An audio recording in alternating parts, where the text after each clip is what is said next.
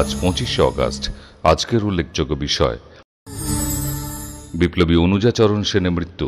অনুজাচরণ সেন জন্ম 1905 সালের জুন মাসে, মৃত্যু 25শে অগাস্ট 1930 খ্রিস্টাব্দে। ছাত্রাবস্থায় বিপ্লবী দলে যোগদান করেছিলেন অনুজাচরণ সেন। প্রথম দিকে বিভিন্ন সেবা কার্যের মাধ্যমে দেশের মানুষের সঙ্গে তার পরিচয় ঘটেছিল। ব্যায়ামচর্চা, পঠন ও আলোচনার মাধ্যমে বিপ্লব মন্ত্রে দীক্ষিত হয়েছিলেন তিনি।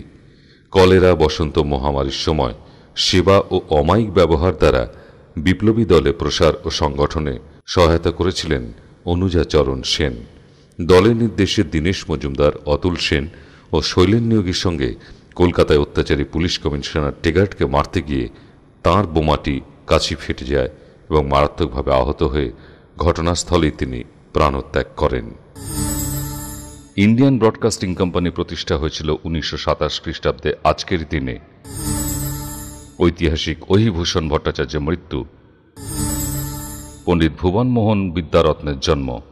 মহামহোপাধ্যায় ভুবনমোহন বিদ্যারত্ন জন্মগ্রহণ করেন 25শে অগাস্ট 1235 বঙ্গাব্দে এবং মৃত্যু 19শে এপ্রিল 1300 বঙ্গাব্দে। নবদ্বীপে জন্ম। প্রথমে পিতা এবং পরে পিতৃব্য রঘুমণি বিদ্যাভূষণের কাছে ন্যায়শাস্ত্র অধ্যয়ন করে বিদ্যারত্ন উপাধি লাভ করেন ভুবনমোহন। 1288 বঙ্গাব্দে জ্যেষ্ঠ সহোদর হরমোহন তর্কচূড়ামণির মৃত্যুর পর তিনি নবদ্বীপে আমৃত্যু ন্যায়ের প্রধান পদে অধিষ্ঠিত ছিলেন। তিনি রাধাপ্রেম তরঙ্গিনী নামে একটি কাব্য রচনা করেছিলেন। তার অনেক পত্রিকা বহু স্থানে সংগৃহীত আছে। এগুলি ভৌবনী পত্রিকা নামে বিখ্যাত। তিনি গদাধর ভট্টাচার্যের উত্তরপুরুষ। নৈয়ায়িক সমাজে তার অসামান্য প্রতিভা ছিল। তার সম্বন্ধে প্রবাদ আছে, ভুবনান্ত গদাধর। 1887 খ্রিস্টাব্দে মহামহোপাধ্যায় উপাধি লাভ করেন।